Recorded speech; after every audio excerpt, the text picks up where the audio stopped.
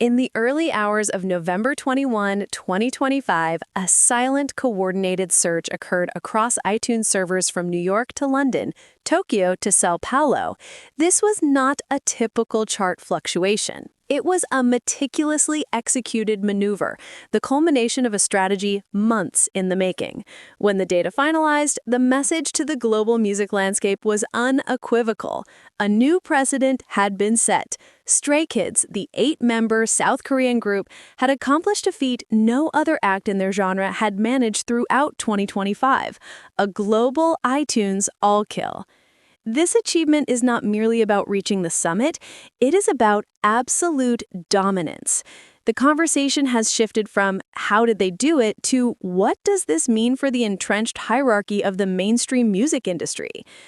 What unfolded on November 21, 2025 was the peak of a carefully constructed strategic iceberg. With their latest EP, Do It, Stray Kids did not just release new music, they issued a statement. Within hours, both the lead single, Do It, and the EP itself swept the top positions on the world's most significant iTunes charts, simultaneously leading both the song and album categories for the worldwide and European charts. This global all-kill cements their position not merely as K-pop pioneers, but as an undeniable and legitimate global force. This 3-part analysis will dissect the anatomy of this historic achievement, uncover the behind-the-scenes strategy, and examine the aftershocks poised to rattle the foundations of the entertainment industry. To grasp the magnitude of this event, context is essential. The year 2025 in K-pop has been characterized by fierce competition on global digital charts. While numerous groups have secured #1 positions on iTunes song or album charts in various countries, it has been notoriously difficult to capture the simultaneous peak of both the primary worldwide and European charts for both a single and its parent album. These are 4 distinct thrones that must be claimed in near-perfect unison. Stray Kids are no novices on the global stage. They have built a formidable foundation over years. Their musical identity, centered on self-production and lyrics that articulate the anxieties and resilience of youth, has forged a unique bond with their global fanbase. Stay. They are not merely a product to be consumed, they are a narrative to be lived out. The Do It EP, from its title alone, is a manifesto, a call to action to realize ambition, and that ambition has proven to be far more than just lyrics. The chronology of the event was precise. Moments after the Do It EP was released globally, a wave of mass purchases ensued. Data from independent chart trackers shows that the single Do It amassed 19,111 points to seize the top of the worldwide song chart, dethroning Taylor Swift's The Fate of Ophelia, which had held strong for 43 days. More impressively, a second track from the EP, Divine, immediately landed at #6, demonstrating the album's cohesive strength beyond just the lead single. On the album charts, the Do It EP gathered 25,205 points, significantly outpacing the soundtrack for Wicked and legacy acts like Aerosmith and the Beatles. In Europe, the story was identical. Total dominance. This was a near-flawless chart execution. But the critical question remains, how did a K-pop group manage to outperform Western music legends on their own home turf? If the first discussion established what happened, the second part delves into the how and why. This all-kill was not a fluke or an overnight phenomenon. It was the result of a perfect symbiosis between a shrewd agency, an authentic group, and a fan base trained with military-like discipline. This is the story of a data war won by strategy and dedication. The hidden impact of this all-kill runs much deeper than celebratory social media trends. First, it has successfully democratized the global charts. iTunes, while not the sole metric, is still viewed as a barometer of a fan base's purchasing power and global engagement. Stray Kids, with the fandom distributed evenly across the Americas, Europe, Southeast Asia, and Latin America, created a perfect storm that disrupted the old patterns of Western dominance. They have proven that Korean language music is no longer a niche, but a mainstream force to be reckoned with. Second, this is a victory for culture first, brand second strategy. Unlike strategies reliant on massive collaborations with Western artists to penetrate markets, Stray Kids broke through with their authentic identity. Their music remains primarily in Korean. Their concepts are pure Stray Kids. What they have mastered is the production of supporting content, creative lyric videos, production vlogs, and intimate interactions on platforms like Bubble that make fans feel like part of the journey. They are not selling a product. They are inviting people to believe in a philosophy. Do it became a mantra translated into tangible action by Stay. Third, and perhaps most significantly, this raises the bar and increases pressure for the entire industry. The success of Stray Kids sets a powerful precedent. It becomes a new benchmark for global K-pop success beyond just the Billboard charts in the United States. Other groups and their agencies will now look at this all-kill not as an impossibility, but as an achievable target.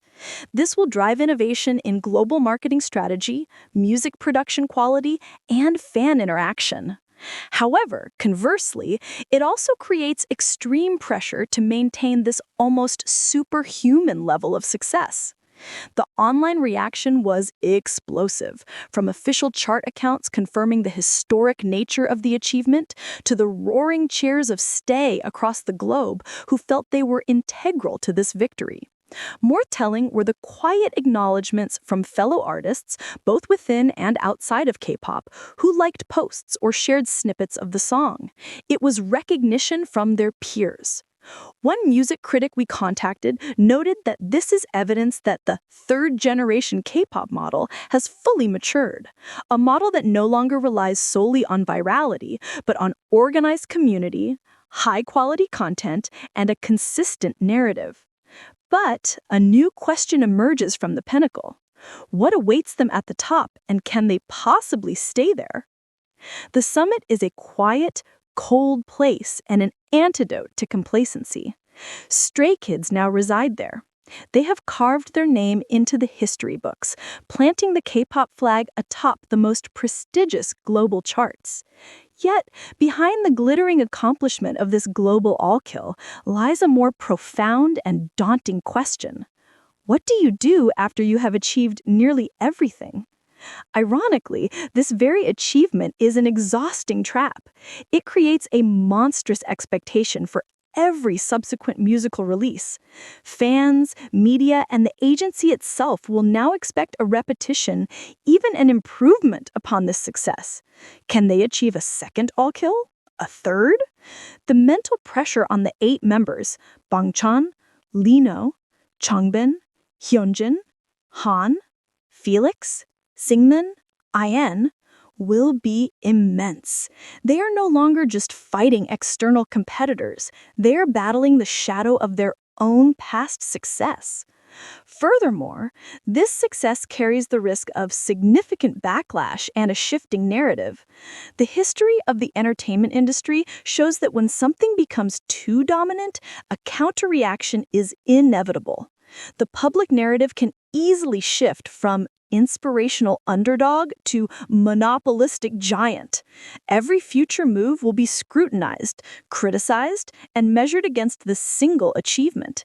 Will they become trapped by the do-it formula for safety, or will they take the risk of further experimentation, potentially disrupting their winning formula?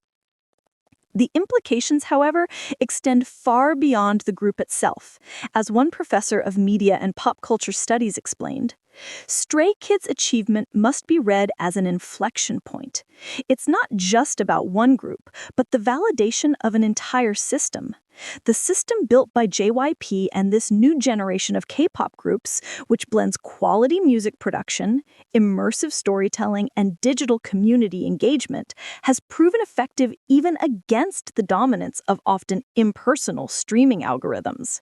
Its greatest impact is in shifting perception. Major Western labels will now look at K-pop not as a passing trend, but as a potential blueprint for building the 21st century artist. In other words, Stray Kids haven't just won the charts, they may have fundamentally altered how the industry views the relationship between artist and audience. So here we stand at a crossroads in popular music history. Stray Kids with Do It have laid a cornerstone. They have proven that with relentless work, a unified team, and a dedicated community, geographical and linguistic boundaries can be transcended. Yet this journey is far from over. In fact, its most challenging chapter has just begun. The gaze of the world is now fixed on them, waiting for the next move. Will Do It be the highest peak, destined to be slowly eroded by time? Or will it become the foundation for an even greater musical empire, one not built on just charts and numbers, but on a lasting cultural legacy? The final question, posed not just to Stray Kids, but to all of us witnessing this history unfold, is this: what will you do after watching a boundary being shattered?